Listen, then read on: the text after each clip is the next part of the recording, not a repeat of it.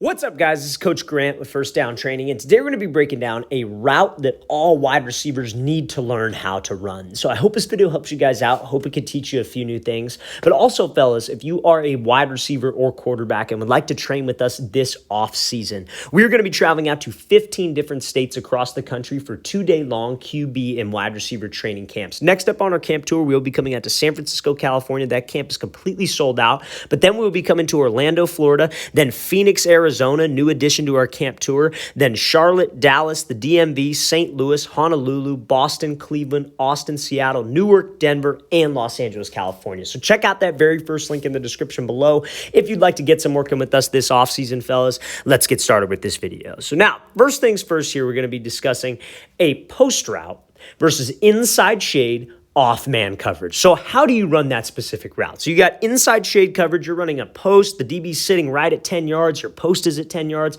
How do I get separation? Now there's a couple different ways that you can do so, and that's what we're going to be discussing. So this is Garrett Wilson running this route. Now this is probably one of my more favorite ways to run this route, especially when you have a patient DB who is not backpedaling a ton. So he runs up to him, he attacks the outside shoulder of the DB with his stem, closes the space, and he uses a rocker step. So that's one of the great ways to get separation on this because it makes it look like an out route. With all of your routes, you were trying to self-fade, obviously. We were trying to make this DB think that I am just going to run right by him. But I am also trying to pair my routes together with other routes. So if you're a team that runs a lot of posts, we are trying to pair my posts with corners, with out routes, while I'm also selling vertical. So number one thing that I would coach up with the wide receivers, I was explain to them is why a DB is playing a certain way. That's what you have to know to be able to structure all of your routes. So DB is playing a certain way because he's trying to protect a certain leverage. He's inside shade off man because he is trying to protect the inside. He does not want you to run a post or to run a dig. He is trying to just sit right there, make it difficult for us, and force us all the way to the sideline. And if we are running an inside route, we run right into him. But if I know how to structure my route, that's not going to be a problem. So number one thing I would say is we want to close the space. Anytime that we have space with the DB, number one, whether he's in like catch technique man coverage, where he's got about 2 yards of space with us, or whether he's an off man 7 to 8, 10 yards off. You got to close the distance. You have to close the cushion. You have to try to make him uncomfortable. So when Wilson comes off the ball and he closes the space with him, he's selling fade. He's making it look like a vertical. He's selling because he's running full speed. He's maintaining his stride. His pad level is staying good. All of those things is what's going to force a DB to ultimately move. Now, at the break point, what he decides to do here is he hits him with a rocker step, right? So a rocker step is where you take a jab inside and then a jab outside. You step in the direction that you are going first. So if he's running a post route and like he's on the left side, the post route is to the right? So he's going to step with his right foot first and then sell to the outside with his left foot, making it look like what? Making it look like a corner route, an out route. That is how you guys can get separation in this situation. Close the space, and then at the break point, we sell like we were running something outside breaking because at the end of the day, it is still off man coverage. DB is still in man. He is still have his eyes on us. He's watching our hips, but he's still got a lot of space to cover out here. So if you can go at him and sell to the outside, that is what can get him to bite, and that is what can create a separation to the inside.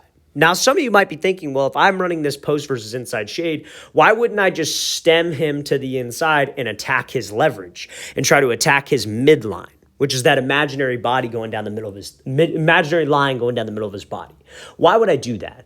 Or why wouldn't I do that? Because if you guys probably know the answer to this, if you're familiar with the page, he's going to keep his leverage because that's his sole purpose, right? Remember, he's trying to take away the post. So if you stem him to the inside, he is going, because again, that's can kind of tell him that you might be going inside. He's going to keep that leverage. He's going to stay disciplined to the inside and not let you run a post. So you're not only going to sacrifice spacing on the play by stemming him inside, you're going to run right into the DB who kept his leverage. You want to attack the outside shoulder.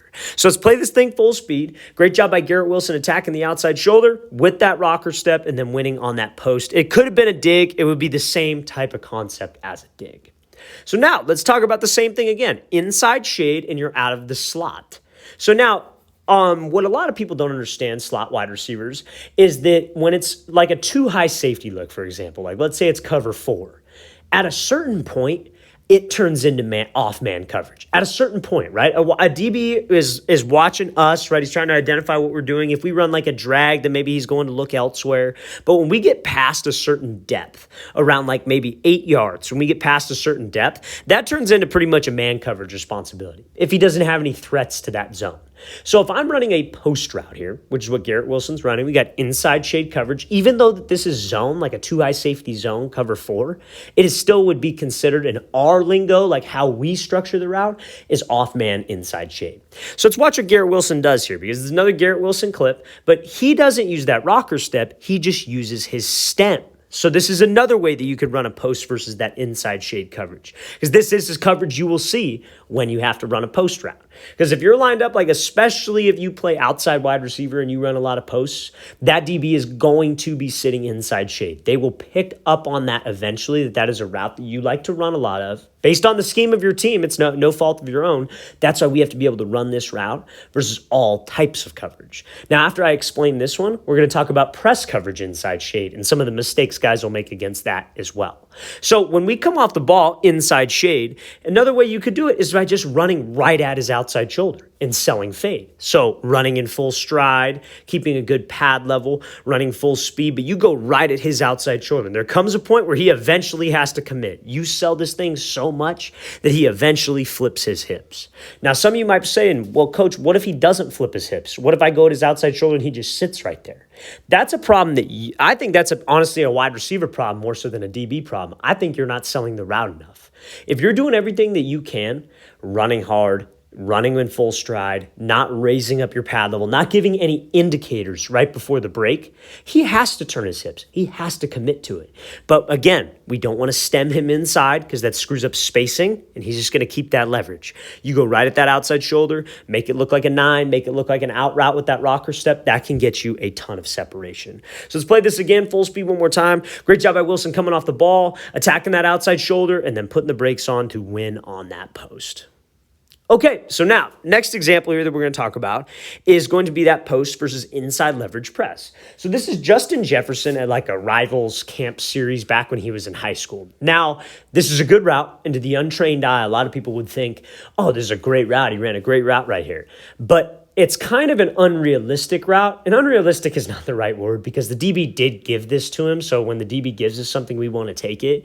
But this is just, I would say more so poor DB technique rather than like, oh, this is an amazing route. And that's a debate that's going to go on for as long, anytime I post a video. You always get people saying, oh, well, that's just bad DB technique. It's like, I understand it's going to be the back and forth for as long as time goes on. But this one I think was more so bad technique because here's why. Remember, when it's inside shade press, just because he's pressed up and just because he's an off man doesn't mean his leverage responsibilities differ. So when he was an off man inside shade, what was he trying to do? He was trying to protect the inside. Right? He did not want you to run a post, a dig. Same thing when it's press. He does not want you to run a slant, a post, a dig, force you to the sideline, stay outside because the sideline is his help.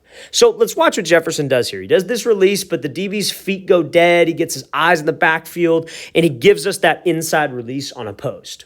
Ideally, I would love an inside release on a post, but against a more disciplined DB, you are not going to get an inside release on a post if he's inside shade and press. Because you see, he comes off the ball, he gives this release, DB's feet are dead, and he is reaching.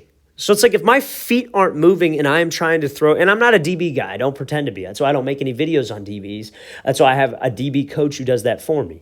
So when his feet die and he shoots his hands, that is the easiest thing in the world for a wide receiver. Feet are dead, I can just swat his hands because his feet aren't moving. His hips are going to, I know it kind of blocks out right here, but his hips are going to lock out and we get the free inside release. He is supposed to be keeping his feet active. When he shoots hands and he jams, he's supposed to be keeping his feet moving, protecting the inside. Feet stay active, almost like a basketball player trying to guard somebody, just like how a DB would try to guard somebody.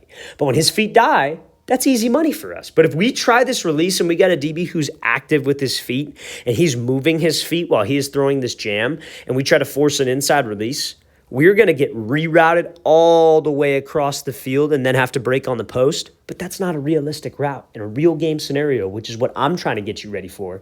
We can't get rerouted all the way across to the inside. We have to keep spacing on the play. But because he had dead feet, because we were able to swat his hands, his eyes were in the backfield, which is where you should never be as a DB. We should be watching his hips. But that allows us to take an inside release, get skinny, and win on the post. Now, unrealistic situation for us. That's that a DB who is more talented, which is what I care more about. I don't care about getting us better against DBs who are going to give us free, easy plays. I want us to get better and run routes against those college level DBs. So I'm going to play this full speed, and I'm going to show the correct example of how you would run this post route versus this inside shade press versus a DB who's not going to give up the inside super easy.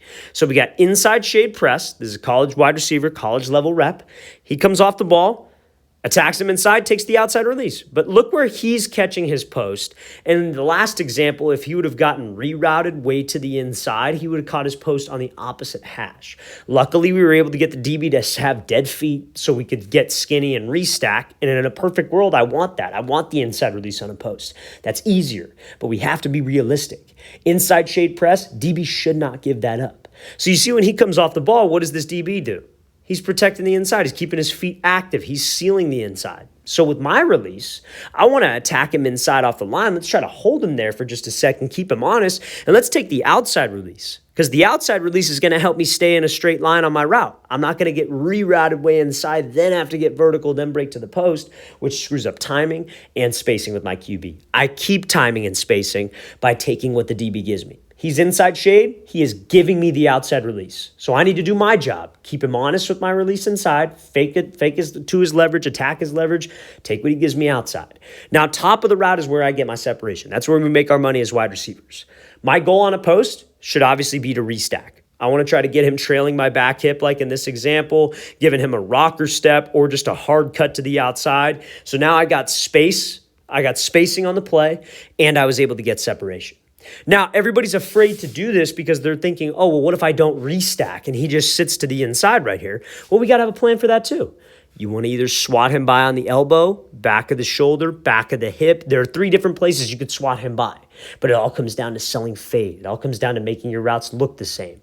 You just have to have a plan, fellas. Inside leverage, disciplined DB will not give up the inside. That's why the stem and off man won't work.